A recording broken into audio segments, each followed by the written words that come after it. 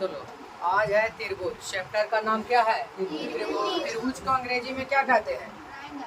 Triangle कहते हैं। क्या कहते हैं? ट्रायंगल। क्या कहते हैं? ट्रायंगल। अब देखिए, त्रिभुज जो है वो कितने शब्दों से मिलकर पहले बना है? ये जो त्रिभुज जो है वो दो शब्दों से मिलकर बना है। कितने शब्दों से? एक त्रि और एक भुज। एक त्रि और एक भुज। त्रि का अर्थ क्या होता है? तीन। त्रि का अर्थ क्या होता है? तीन होता है। और भुज का अर्थ क्या होता है? भुजा। यानी कि त्रिभुज में कितने भुजा होता है? तीन भुजा। अरे तीन भुजा ना हुआ। यहाँ से ये पता चल गया कि बाबू त्रिभुज में कितने भुजा होती है? तीन भुजा होती है। कितने भुजा? तीन भुजा होती है।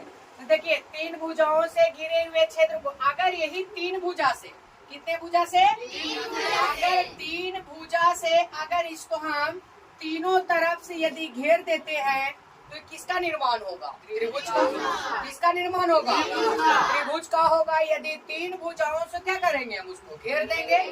अगर हम घेर देते हैं तीन भुजा से तो क्या हो जाएगा? एक आकृति तैयार होगा। तीन भुजा से यदि किसी आकृति को घेर दिया जाए तो उसके दौरान जो भी आकृति तैयार होगा उसका नाम क्या होगा? त्रिभुज होगा। क्या होगा? त्रिभुज होगा। क्या होगा?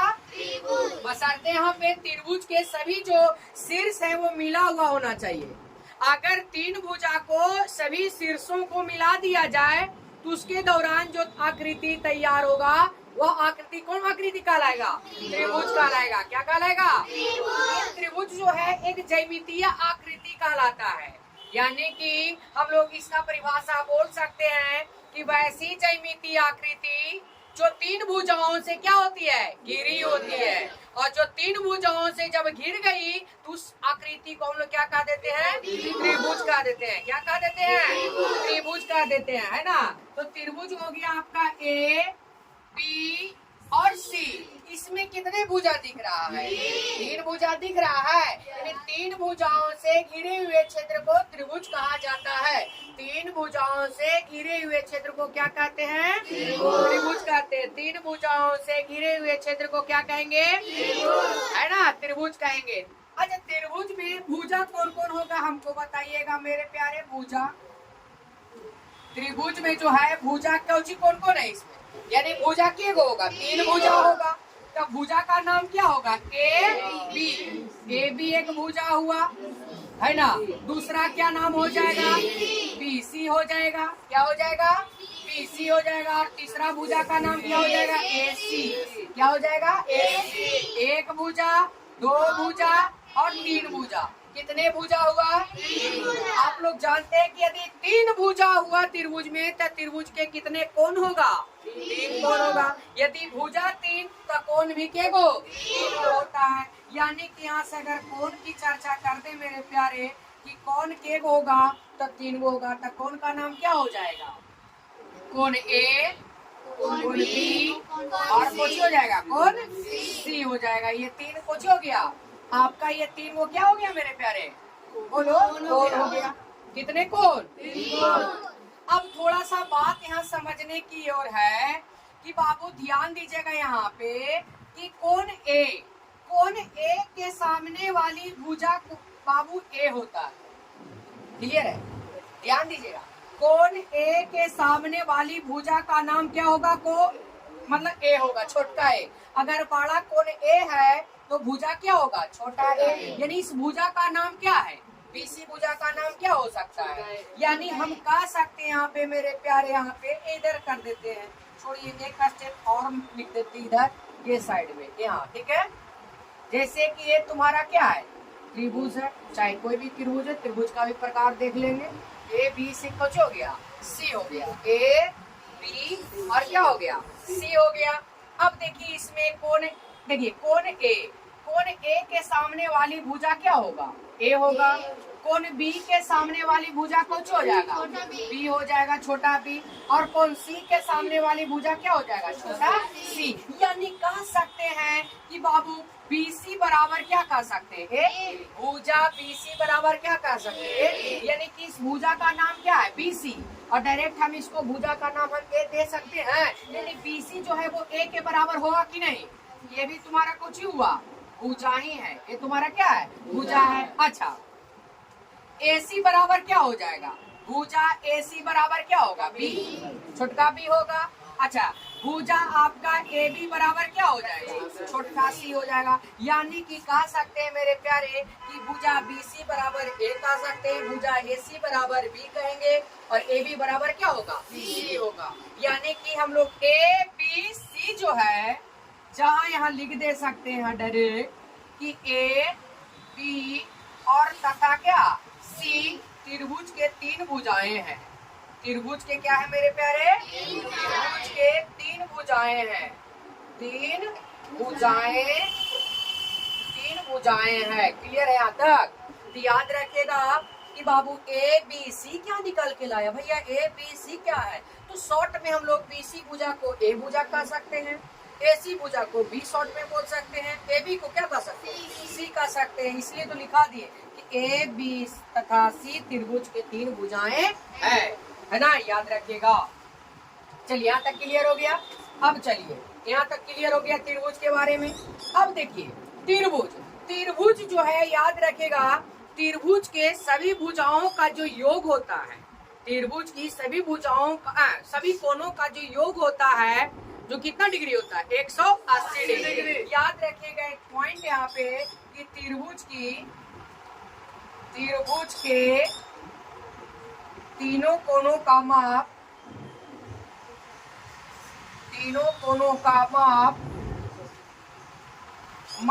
180 डिग्री होता है। कितना डिग्री होता है, 180। याद रखिएगा 300 और 180 डिग्री, 380 नहीं 180 डिग्री होता है। जैसे कि मान लिया जाए आपका ये है आपका त्रिभुज, चाहे कोई भी त्रिभुज रहे, ये आपका त्रिभुज, इसका नाम देते हैं A, B और क्या हो गया, C, है ना। ये हो गया कोण A, कोण B और कुछ हो गया कोण C। यानी हम कह सकते हैं कि कोण A प्लस कोण B और प्लस कोण C बराबर कितना डिग्री, 180 डिग्री होगा कि नहीं। क्योंकि हम लोग जानते हैं कि त्रिभुज के तीनों कोणों का जो माप होता है वो कितना डिग्री होता है, 180 डिग्री होता है। कितना डिग्री, चाहे वो कोई भी त्रिभुज का ही नहीं रहे, त्रिभुज की तीनों भुजाओं का जो योग, तीनों कोणों का जो योग होगा वो हमेशा कितना होगा, 180 डिग्री होगा। बात समझ में आया? उतार लीजिएगा, उतारिए जल्दी फास्ट में।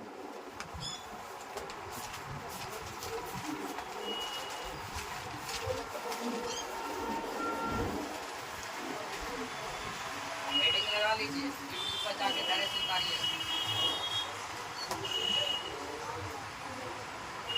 समझ में पहले देख लीजिए, इसको उतार चल रहे हैं, देख लीजिएगा, इसको देख के उतार लीजिएगा। अच्छा, हम डाल देंगे इसको, वैसे ज्यादा पढ़ोगे। देख लीजिए एक बार, झलक देख लीजिए एक बार बढ़िया से, जो समझ में नहीं आया एक बार रिपीट करके हम मिटाएंगे। देखिए, बोलिए ये क्या है, कौन सा चैप्टर का नाम है, त्रिभुज को अंग्रेजी में क्या कहते हैं, ट्रायंगल। क्या कहते हैं, ट्रायंगल, यानी 3, है ना, 3 कोणों का माप। तो याद रखिएगा मेरे प्यारे, त्रिभुज जो है वो 3 भुज है, 2 आपको शब्दों से मिलकर बना, त्रि और एक भुज।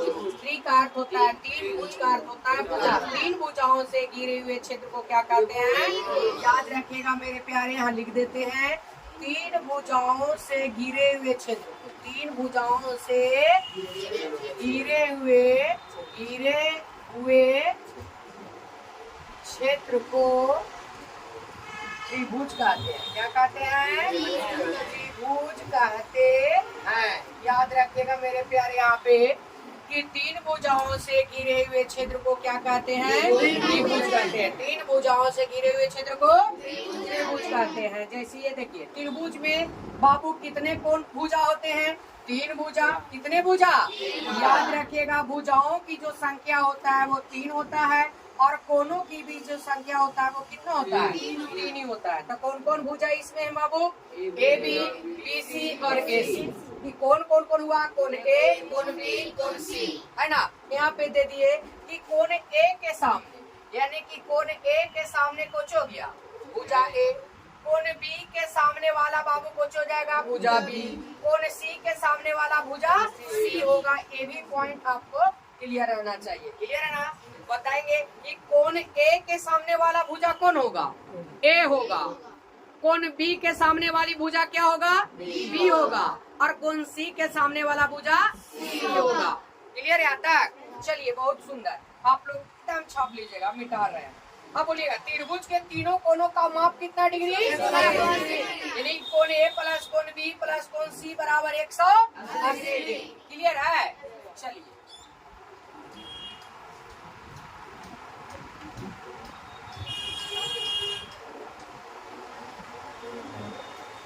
देखिए ये है, ठीक है। चलिए देखिए, अब यहाँ पर से हम लोग चलेंगे त्रिभुज का प्रकार के बारे में। किसके बारे में? त्रिभुज का प्रकार। देखिएगा मेरे प्यारे, त्रिभुज का प्रकार, त्रिभुज का प्रकार, त्रिभुज का प्रकार हम लोग चलते हैं। देखिए, तो सबसे जो पहला जो प्रकार है, सबसे जो पहला जो प्रकार है, जिसका नाम देते हैं आपको समकोण त्रिभुज। क्या नाम है मेरे प्यारे? समकोण त्रिभुज, राइट एंगल। क्या बोलते हैं इसको? अब देखिए, थोड़ा सा ध्यान दीजिएगा। समकोण सम कब बनाता है? किसी समतल सतह पर खींचे गए लंब के बीच जो भी कोण बनेगा वो कितना डिग्री का कोण बनेगा? कितना डिग्री का कोण बनेगा? 90 डिग्री का कोण बनेगा। कितना डिग्री का? जैसे देखिए यहाँ पर से मेरे प्यारे कि ये कोई समतल सतह है, ये समतल सतह है या कोई सीधी एक रेखा है, ठीक है। यदि इस पे क्या खींच दिया जाए, एक सीधा सा लंब खींच दिया जाए, तो इसके बीच में जो भी कोण बनेगा वो कितना डिग्री का कोण?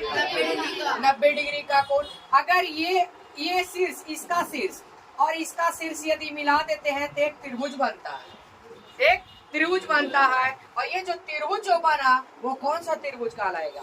समकोण त्रिभुज कहलाएगा। कौन सा त्रिभुज? समकोण त्रिभुज कहलाएगा। यानी कि याद रखिएगा कि जिस त्रिभुज का एक कोण 90 डिग्री का हो, जिस त्रिभुज का एक कोण कितना डिग्री का हो? 90 डिग्री का हो, उसको हम लोग क्या कहेंगे? समकोण त्रिभुज कहेंगे, है ना। समकोण त्रिभुज कहेंगे, जिसका नाम देते हैं ए बी, अरे क्या हो गया? सी, है ना। यानी कि इसमें कोण जो बी है वही आपका क्या कहलाएगा?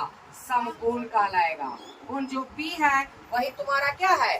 समकोण। और समकोण होने का कारण क्या है कि इसका बाबू कोण कितना डिग्री का है? तो जिस कोण का माप 90 डिग्री के बराबर होगा वो हमेशा समकोण कहलाएगा। क्या कहलाएगा? समकोण। अगर त्रिभुज बोलेंगे वैसा त्रिभुज या जिस त्रिभुज का एक कोण 90 डिग्री का हो वह हमेशा समकोण त्रिभुज कहलाएगी। क्लियर है यहाँ तक? अब देखिए, समकोण त्रिभुज यदि होता है तो तीनों भुजा का जो नाम होता है ना वो अलग अलग होता है। तीनों भुजा का नाम क्या होता है? अलग अलग। इसको हम लोग पढ़ते हैं लंब। क्या पढ़ते हैं मेरे प्यारे? इसको पढ़ा जाता है लंब। और लंब को अंग्रेजी में कहते हैं परपेंडिकुलर। क्या बोलते हैं? परपेंडिकुलर बोला जाता है, परपेंडिकुलर, है नहीं, जिसे शॉर्ट में हम लोग पी द्वारा सूचित करते हैं। किसके द्वारा बाबू? नीचे वाला को कहा जाता है आधार। क्या कहते हैं? आधार। और इसको बाबू इंग्लिश में बेस कहते हैं। क्या कहते हैं? बेस कहते हैं। क्या कहते हैं मेरे प्यारे? बेस कहते हैं। और ये जो आपका हो गया इसको हम लोग कहते हैं कर्ण, और अंग्रेजी में कहते हैं हाइपोटेनस। क्या बोलते हैं? हाइपोटेनस कहते हैं। क्या बोलते हैं उसको? हाइपोटेनस कहा जाता है। क्लियर है? इसलिए इसे एच द्वारा सूचित करेंगे। तो बोलिए लंब को किसके द्वारा सूचित करेंगे? आधार को किसके द्वारा? और कर्ण को किसके द्वारा? एच के द्वारा सूचित किया जाता है। चलिए, क्लियर है? अब हम लोग को बात समझ में आ रहा है कि बाबू यहाँ पर से ध्यान दीजिएगा कि लंब किसे कहते हैं, आधार किसे कहते हैं और कर्ण किसे कहते हैं वो जानेंगे। तो ध्यान दीजिएगा बाबू, अगर कोण यहाँ पे बन रहा थीटा, कोण यहाँ पे बन रहा, मान लिया जाए कोण का नाम क्या दे दिए? थीटा। अब अल्फा भी रख सकते हैं, बीटा भी रख सकते हैं, गामा भी रख सकते हैं, है ना। कोण का माप आप कुछ भी रख सकते हैं। तो याद रखिएगा मेरे प्यारे कि जहाँ पे कोण बना जहाँ पे कोण बना, चाहे यहाँ बने कोण चाहे यहाँ पे बने, अगर बाबू जहाँ पे कोण बनेगा उस कोण के ठीक सामने वाली जो भुजा होगा वही लंब कहलाएगा। क्या कहलाएगा? लंब कहलाएगा। क्या कहलाएगा? लंब कहलाएगा। तो बताइए थीटा के सामने वाली भुजा कौन हुआ? A B. तो ए बी क्या कहलाएगा? लंब। यानी यहाँ से एक बात पता चल गया कि थीटा के सामने वाली, तो थीटा क्या है? कोण है। यानी कि जहाँ पे कोण बन रहा है उसके सामने वाला जो भी कोण कहलाए रहेगा वो हमेशा लंब रहेगा, परपेंडिकुलर रहेगा। यानी थीटा मान लिया थीटा है तो थीटा के सामने वाली भुजा, थीटा के सामने वाली भुजा लंब कहलाती है। क्या कहलाती है? लंब कहलाती है। याद रखिएगा मेरे प्यारे, यहाँ पे लंब कहलाती है। क्या कहलाती है? लंब कहलाती है। यहाँ तक तो क्लियर हो गया। एग्जाम्पल में आप लोग समझिए यहाँ पे कि लंब कौन कौन होगा। ठीक है, तो देखिए ए बाबू, तो ये कोण सी के सामने, कोण सी के सामने यानी थीटा के सामने वाली भुजा कौन है इसमें? यानी लंब बराबर क्या है इसमें? तो कहेंगे लंब बराबर क्या है? ए बी है। कौन है बाबू? ए बी है। तो ध्यान दीजिएगा मेरे प्यारे, ए बी क्या हो गया? लंब, क्योंकि थीटा के सामने वाला भुजा ए बी है ना। है थीटा के सामने वाला भुजा कौन है? ए बी है। तो ए बी क्या कहलाएगा? लंब कहलाएगा। यानी लंब बराबर क्या हो गया? A B. अच्छा, अब देखिए 90 डिग्री के सामने वाली भुजा कौन बाबू? 90 डिग्री के सामने वाली भुजा कर्ण कहलाती है। 90 डिग्री के सामने वाला जो भी भुजा होगा वो क्या कहलाएगा? कर्ण कहलाएगा। क्या कहलाएगा? कर्ण कहलाएगा। याद रखिएगा, यहाँ पे एकदम ध्यान दीजिएगा मेरे प्यारे, कि दूसरा पॉइंट है कि 90 डिग्री के सामने वाली, 90 डिग्री के सामने वाली भुजा, 90 डिग्री के सामने वाली भुजा क्या कहलाती है? कर्ण कहलाती है। क्या कहलाती है? कर्ण कहलाती है। याद रखिएगा, 90 डिग्री के सामने वाला, 90 डिग्री के सामने वाला भुजा हमेशा क्या कहलाएगी? कर्ण कहलाएगी। और थीटा के सामने वाला भुजा लंब कहलाएगी। एग्जाम्पल हो जाएगा मेरे प्यारे, कर्ण बराबर क्या हो जाएगा मेरे प्यारे? कर्ण बराबर ए सी। क्या नाम हो जाएगा? A C. No problem. चलिए यहाँ तक तो क्लियर हो गया। अब आता है, अब आधार कैसे बोला जाए? तो जो शेष जो भुजा बच गया, जो भुजा शेष बच गया वो भुजा क्या कहलाएगा? आधार। क्या? आधार। तो शेष बच गया तो यहाँ लिखेंगे शेष बचे भुजा, शेष बचा हुआ भुजा, शेष बचा हुआ भुजा आधार कहलाती है। क्या कहलाती है? आधार कहलाती है। क्लियर है? याद रखिएगा यहाँ पे कि शेष बचा हुआ जो भी भुजा होगा वो टोटल क्या कहलाएगा? आधार कहलाएगा। तो बताइए आधार बराबर क्या बच गया मेरे प्यारे? आधार बराबर क्या कहला गया मेरे प्यारे? बीसी। यानी आधार जो हो गया वो बीसी हो गया। आधार क्या हो गया बाबू? बीसी हो गया। बात समझ में आया? बोलिएगा, थीटा के सामने वाली भुजा, थीटा के सामने वाली भुजा, थीटा के सामने वाली भुजा, 90 डिग्री के सामने वाली भुजा, 90 डिग्री के सामने वाली भुजा, शेष बचा हुआ भुजा, आधार। शेष बचा हुआ भुजा, शेष बचा हुआ भुजा आधार हो गया। कोई प्रॉब्लम?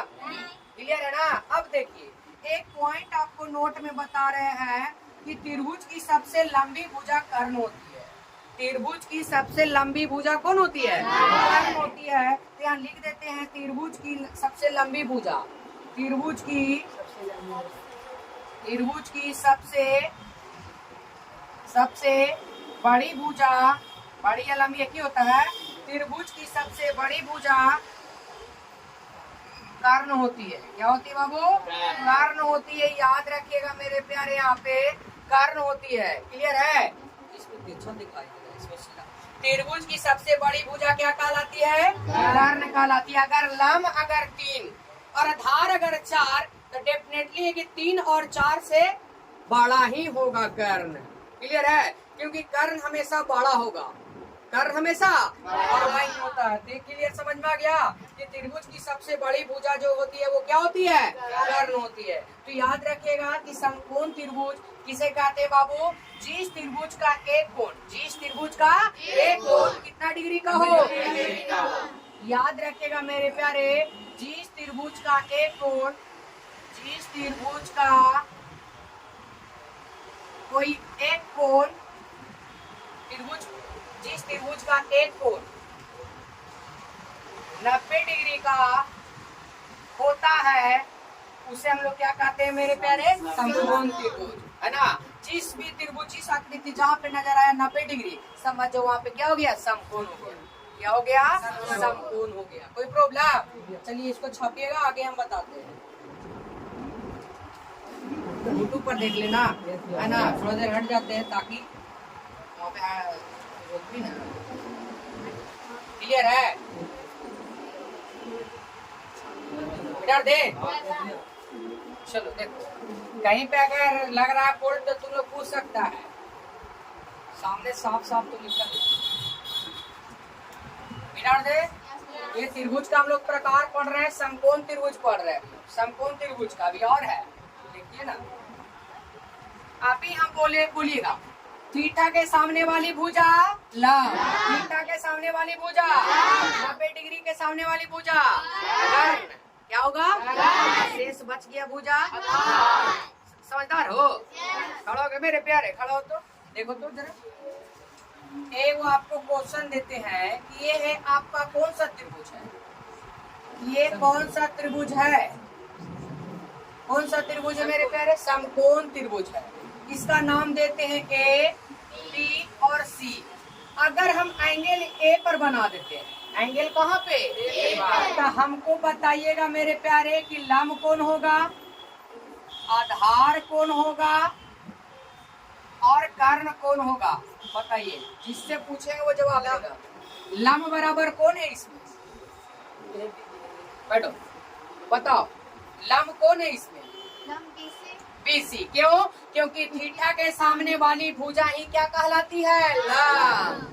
थीटा के सामने वाली भुजा, जहाँ पे कोण बन रहा है उस कोण के सामने वाला भुजा जो भी दिखेगा वही लंब। थीटा कहाँ पे कोण बन रहा है? ये ए पर। तो इसके ठीक सामने वाला भुजा कौन है? बीसी। तब बीसी कोच हो गया लंब। अब लंब कोच हो गया बीसी, और 90 डिग्री के सामने वाला भुजा क्या हो गया? कर्ण। तब बताओ कर्ण का नाम क्या हो जाएगा? एसी हो जाएगा। और शेष कौन भुजा बचा? ए बी कोच हो जाएगा मेरे प्यारे? आधार। क्या हो जाएगा? कंफ्यूजन नहीं ना रहेगा। जहाँ पे देखना है यहाँ पे, अरे ए है, यहाँ है, ए पर लगता है एंगल बन गया। तो एंगल के सामने वाला भुजा यानी थीटा के सामने वाला भुजा क्या हो गया? लंब। यानी कि थीटा के सामने वाला भुजा लंब, तो लंब बराबर कौन? बीसी। अगर हम बोलेंगे बाबू 90 डिग्री के सामने वाला भुजा एसी, और शेष बचा भुजा ए बी है जो आधार हो गया। क्लियर है? याद रखिएगा कि नोट में एक बात और, नोट में एक बात और याद रखिएगा, NOTE नोट, रुपया वाला नोट नहीं, ये नोट है। और इसको याद रखिएगा कि कर्ण कभी बदलता नहीं है। सब भुजा दो आधार और लंब बदल सकता है, लेकिन कर्ण कभी बदलता नहीं है। कर्ण भुजा कर्ण यानी कर्ण भुजा बदलती नहीं है। याद रखिएगा, लंब और आधार बदल जाएगा, लेकिन कर्ण एक ऐसी भुजा है जो बदलती नहीं है। 90 डिग्री के सामने वाला जो रहेगा वो हमेशा हमेशा आपको कर्णी होगा। कर्ण बदलता नहीं है, और कर्ण सबसे बड़ी भुजा कहलाता है। कर्ण सबसे बड़ी भुजा कहलाता है। अच्छा, ये वाला क्वेश्चन करके दिखाइएगा। एक आपको ये वाला करके दिखाइएगा मेरे प्यारे।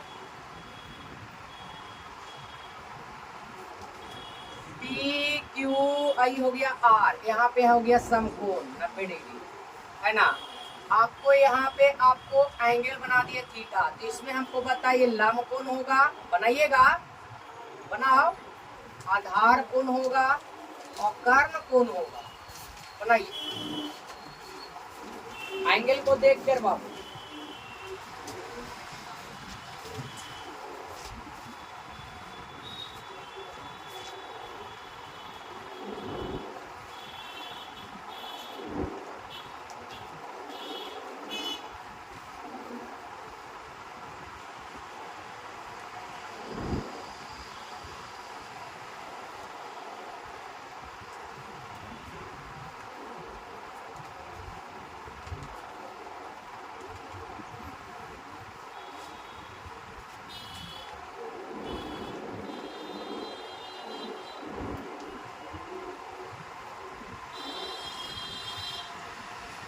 इसको लाइए एकदम, देखो एंगल कहाँ पे है, उसका नाम लिखो, लंब, आधार और कर्ण का नाम बताओ।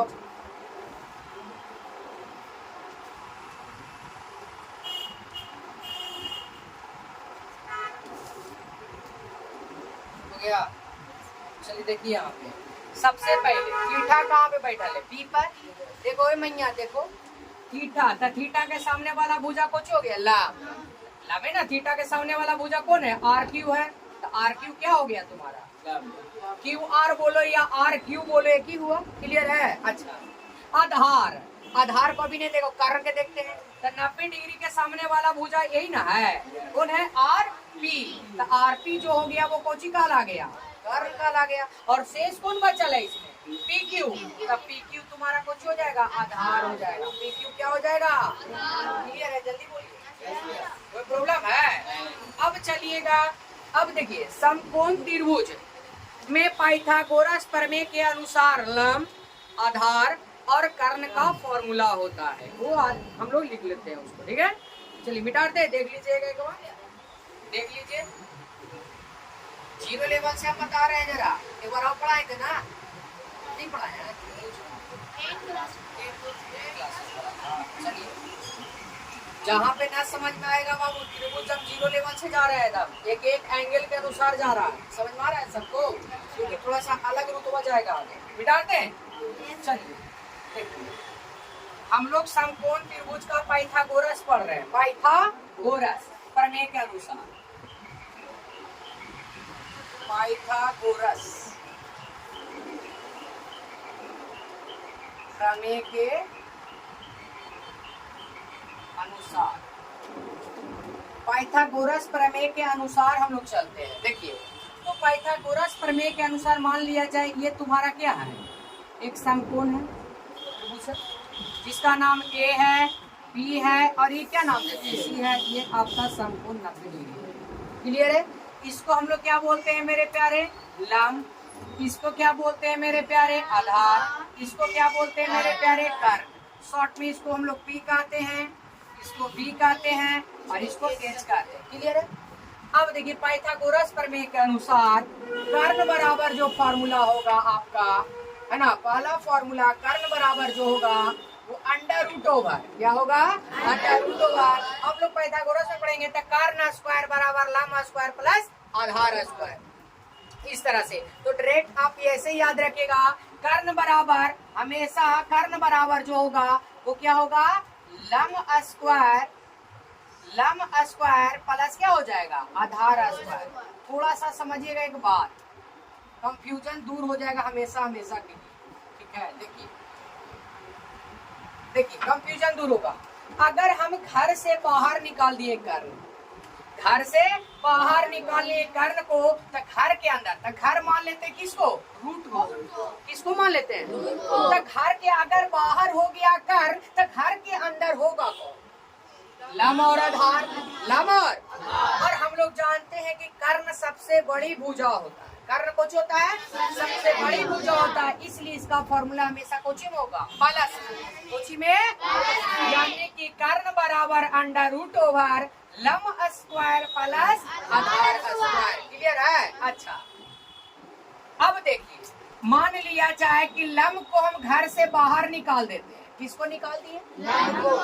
अब लंब को बाहर घर से निकाल दिए तो घर के अंदर यानी रूट के अंदर रहेगा कौन, तो यहाँ पे लंब को बाहर निकाल दिए तो बाबू कर्ण और कौन होगा, आधार, कर्ण और इसके अंदर लंब बाहर है, किसके अंदर में कर्ण और आधार न होगा।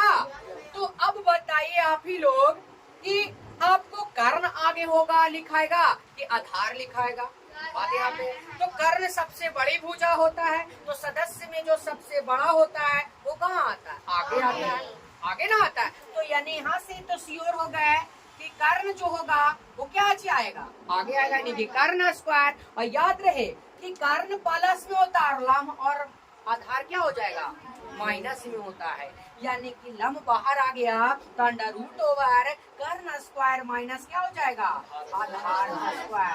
कर्ण प्लस में होता है, बाकी दोनों माइनस में होता है। तो देखिए देखिए यहाँ से एक फार्मूला याद हो गया, लंब बाहर तो घर के अंदर कर्ण स्क्वायर और माइनस आधार स्क्वायर। अच्छा तीसरा आपका आधार का बता दे रहे हैं, आधार। अब घर के अंदर में कौन कौन रहेगा बोलो? अरे आधार बाहर आ गया, अबरी कौन रहेगा? कर्ण और लंब, कर्ण और यहाँ पहले बड़ी भुजा इसलिए कर्ण आगे, नहीं कि कर्ण स्क्वायर माइनस क्या हो जाएगा?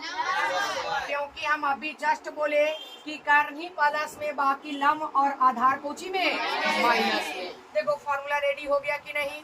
तो बस याद बोलिएगा, कर्ण बराबर रूट लंब स्क्वायर प्लस आधार स्क्वायर। बोलिएगा कर्ण बराबर रूट, बोलोगे कि खाली ऐसे ही वाह। कर्ण बराबर क्या हो जाएगा? रूट ओवर लंब स्क्वायर प्लस आधार स्क्वायर। लंब बराबर अंडर रूट ओवर कर्ण स्क्वायर माइनस आधार स्क्वायर, और आधार बराबर अंडर रूट ओवर कर्ण स्क्वायर माइनस लंब स्क्वायर। क्लियर है? कोई बोल दीजिए जल्दी, छापना है तो छाप लीजिए, कोई प्रॉब्लम? जल्दी देख लीजिए। क्लियर है ना? अब इससे भी क्वेश्चन पूछा जाता है, इससे भी क्वेश्चन आपको पूछा जाता है, अगर हम पूछ दिए तो। देखिए कैसे क्वेश्चन इससे पूछा जाता है, क्वेश्चन से ही चलते जाएंगे हम, धीरे धीरे क्वेश्चन को लेकर ही चलेंगे। क्लियर है? जल्दी बोलिए, मिटा दे। अब देखिए क्वेश्चन कैसे पूछता है इससे, चलिए मिटा देते हैं, ठीक है? देखिए चलो यहाँ देखो, यहाँ पे आपको क्वेश्चन यहाँ पे दे देते हैं, इसको हम घेर लेते हैं फॉर्मूला को इस तरह से। अभी देखना, जैसे कि यहाँ पे आपका कोई ट्रायंगल है, समकोण है, रेक्टेंगल जो भी हो, ए बी और सी, ये दे दिए हैं आपको 4, है ना, और ये दे दिए आपको 3। क्लियर है? अब बोलेगा कि व्हाट, यानी AC बराबर व्हाट। तब बताइए मेरे प्यारे, ये तो तुम्हारा लंब हो गया, कहीं भैया एंगल नहीं रहेगा, तो जो लंब होगा वो लंब होगा, जो आधार होगा वो आधार होगा, जो कर्ण होगा। लेकिन थीटा अगर बैठा दिए कहीं पे, तो थीटा के सामने वाला भुजा लंब, 90 डिग्री के सामने वाला भुजा कर्ण, और अन्य भुजा शेष बचा हुआ भुजा आधार। लेकिन कहीं पे एंगल बैठाए हैं, तो ये हो गया लंब, ये हो गया आधार, ये हो गया। तब बोलिए लंब का मान कितना है मेरे प्यारे? 4 है। अच्छा, आधार का वैल्यू क्या दिया हुआ है मेरे प्यारे? 3। किसका वैल्यू निकालना है? कर्ण का। तो कर्ण बराबर क्या हो गया? वाट। तो बाबू जिसका वैल्यू हमको निकालना रहेगा उसी का नाम फॉर्मूला हम लगाएंगे, ये और किसी का लगा देंगे? तो बाबू यहाँ पे कर्ण का चुकाचू, तो कर्ण बराबर हम लोग जानते हैं, कर्ण बाहर तो घर के अंदर में कौन? प्लस क्या हो जाएगा? आधार, क्योंकि कर्ण बड़ी होता है इसलिए ये प्लस। बताए हैं? बस रख दीजिए मेरे प्यारे। लंब का मान कितना है? 4 का क्या है? स्क्वायर कर दीजिए। आधार का वैल्यू कितना है? 3 का स्क्वायर कर दीजिए। तो बताइए 4 का स्क्वायर कितना? 16, और 3 का स्क्वायर 9। तो भाई 16 9 कितना? और 25 का वर्गमूल कितना हो जाएगा? 5 हो जाएगा। यानी कि कर्ण का वैल्यू जो निकल के आ गया, यानी कि AC का जो वैल्यू निकल के आया वो क्या आया? 5 आया। क्या आया? 5 आया। बात समझ में आया? तो क्वेश्चन देंगे तो बना लोगे? देख लीजिएगा, यही है क्वेश्चन। क्वेश्चन देते हैं, बनाइए। अब उसको मिटा देते हैं। अब तो फॉर्मूला आप लोग क्लियर है नहीं? ये तो याद हो गया होगा। चलिए, सब है, सब रिकॉर्डिंग, टेंशन मत, सब रिकॉर्डिंग में मिलेगा। क्वेश्चन बनाइएगा। AEC 5, ये दे दिए 12, और ये आपको वाट मतलब क्या हो गया? ये भुजा आपको निकाल के बताना है।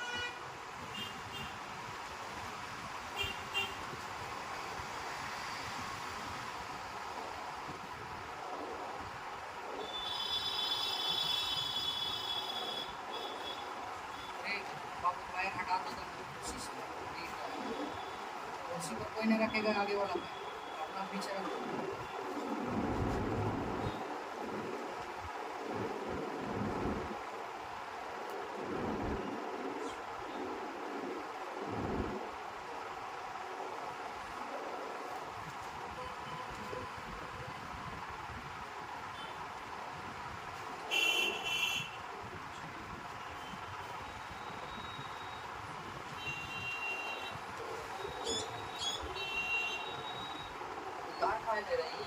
निकाले उतार, हम बनाने के लिए दिए हैं।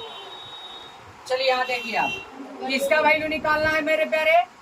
तो जो पहले बनाने से पहले क्या करना है ना, कि देखना है कि क्या क्या दिया हुआ है हमको, इसमें क्या क्या हमको दे दिया है मेरे प्यारे। लम, लम का मान कितना दे दिया है 5, और आधार का वैल्यू कितना दे दिया है 12। तो निकालना कौची बाबू कर्ण, तो कर्ण बराबर क्या हो गया 1। तो कर्ण का फॉर्मूला लगाए हैं, तो कर्ण बराबर क्या होता है, कर्ण बराबर मेरे प्यारे देखो ना क्या हो जाएगा, लम स्क्वायर प्लस आधार स्क्वायर, है ना बच्चा। अब देखिए अंडर रूट ओवर लम का वैल्यू कितना है 5 का स्क्वायर प्लस आधार कितना है 12 का स्क्वायर। 5 का स्क्वायर कितना 25, 12 का स्क्वायर बताइए 144 और 25 कितना हो जाएगा 169 का वर्गमूल कितना होता है 13, यानी कि यहाँ से निकल गया, कर निकल गया। कर्ण मतलब AC बराबर जो आपका आया वो 13 आपका आंसर। देख लीजिए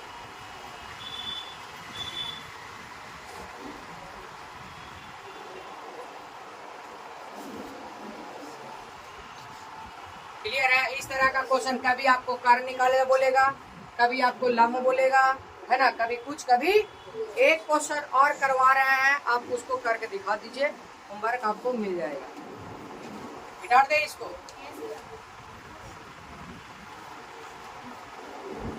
चलिए देखिए क्वेश्चन बनाइए। P Q और ये हो गया R, इसको देते हैं 2, इसको आपको देते हैं √3, इसको देते हैं 1। बनाइए।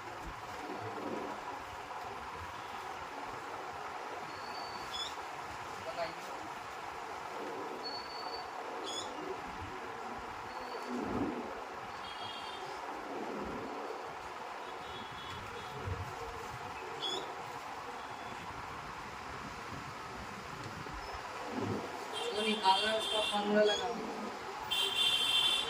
वो दिक्कत है, सब आ जा आप पता नहीं लगा।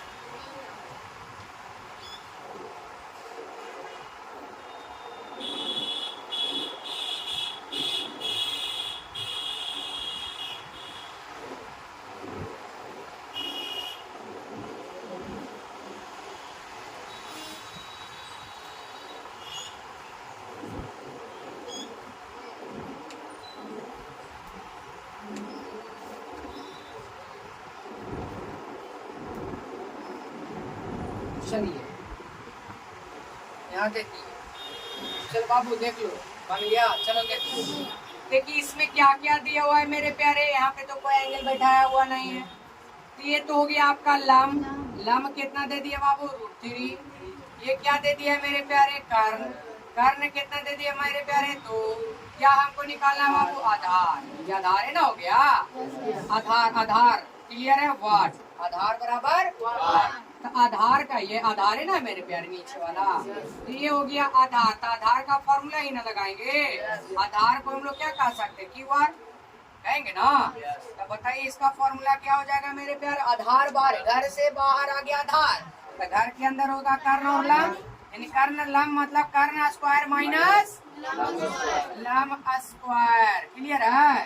तो बोलिएगा कर्ण कितना दिया हुआ है मेरे प्यारे 2, तो 2 का क्या हो जाएगा स्क्वायर। लम कितना दिया हुआ है मेरे प्यारे 3 का स्क्वायर। देख लो बाबू इसी में कंफ्यूजन, 2 का स्क्वायर 4, 2 का स्क्वायर माइनस के √3 का स्क्वायर। तो किसी भी रूट का स्क्वायर करते हैं बाबू, तो स्क्वायर से रूट खत्म हो जाता है, कैंसिल हो जाता है, तो बच गया क्या 3। क्या बच गया 3। जिस तरह से अगर हम बोलेंगे √2 का स्क्वायर मेरे प्यारे क्या बोलोगे 2, √3 का स्क्वायर मेरे प्यारे 3, √5 का स्क्वायर मेरे प्यारे 5, √6 का स्क्वायर मेरे प्यारे 6। होगा कि नहीं, बात समझ में आया। उसी तरह से √3 का स्क्वायर सिर्फ 3, 4 में से 3 गया 1 और 1 का वर्गमूल 1, यानी यहाँ से पता चल गया मेरे प्यारे यहाँ से ये पता चल गया क्यू आर यानी आधार बराबर जो आया वो क्या आया मेरे प्यारे, 1 आया। क्लियर है? भाग लीजिए।